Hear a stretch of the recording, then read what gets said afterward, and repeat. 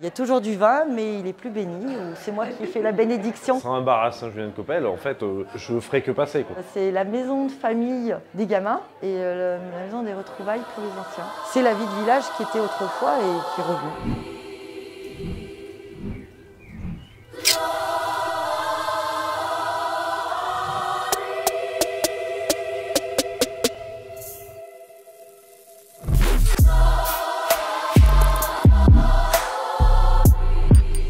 Salut, je m'appelle Stéphanie, j'ai 48 ans, je suis la tenancière du bar-restaurant Le Saint-Just qui se trouve derrière moi, à Saint-Julien-de-Copelle, dans la Toscane auvergnate.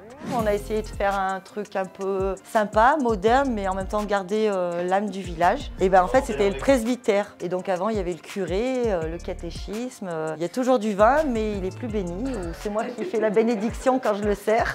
Il y avait déjà un bar sur la place qui fonctionnait très bien. Il a fermé il y a une douzaine d'années.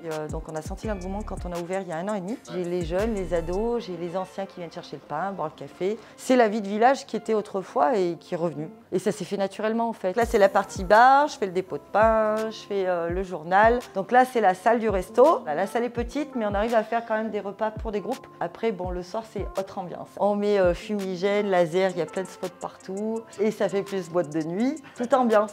Ça va de la soirée karaoké à la boîte de nuit. Comme on est intergénérationnel, il en faut pour tout le monde. C'est la maison de famille des gamins et la maison des retrouvailles pour les anciens. La mairie un jour a distribué dans les boîtes aux lettres un questionnaire pour savoir si les gens de Saint-Julien aimeraient avoir un commerce dans le village. J'ai lu en 2 secondes et je lui ai dit tout de suite, bah, c'est ça que je veux faire.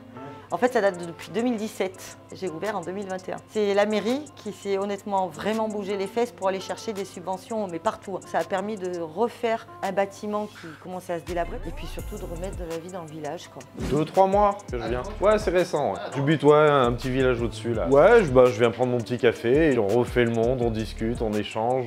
Je sais que je vais passer un bon moment. Ça amène de la chaleur, ça amène de l'échange avec les gens. Les gens se connaissent pas, mais finalement ils finissent par se rencontrer. Ça crée du lien. C'est un bar à Saint-Julien-de-Copelle. En fait, je ferai que passer, quoi. Donc ça c'est mon petit coin. Et après, j'en ai la cuisine. Voilà, donc j'ai la chance d'avoir une très belle cuisine, une très belle surface. Nicolas Moncuisto.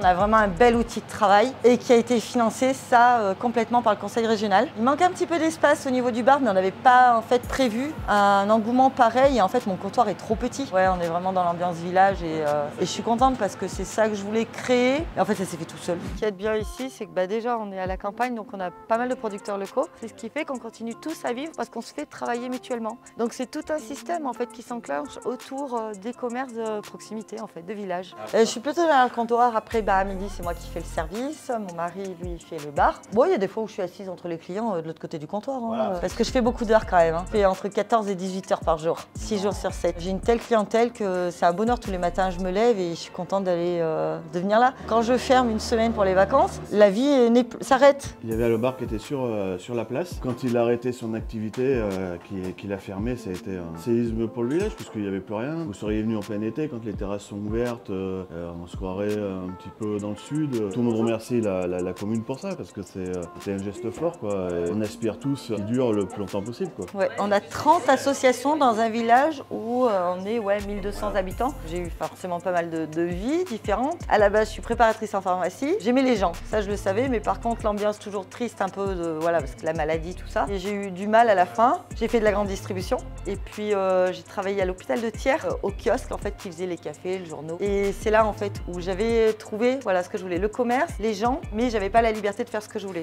La région a beaucoup aidé. J'ai été aidée parce qu'en tant que femme et créatrice d'entreprise, en fait, il y a pas mal d'associations qui aident ça. J'ai été aidée par France Active. Donc ouais, on a senti quand même un engouement de la région et d'associations autour de ça pour que les villages tiennent. Parce qu'un bistrot dans un village, mine de rien, c'est pas mal quand même, c'est sympa. J'étais déjà connue parce que mon gamin allait à l'école. Ça a été plus facile pour moi parce que je suis pas quelqu'un qui a débarqué ici en voulant créer un truc. C'est plus compliqué, je pense, quand tu fais pas partie déjà du village. Tu viens comme à la maison en disant, ouais, de toute façon, il y aura toujours quelqu'un que je connais. C'est comme vous, quand vous venez, vous ne sentez pas venir dans un bistrot, c'est un peu comme à la maison. En vrai, le vrai.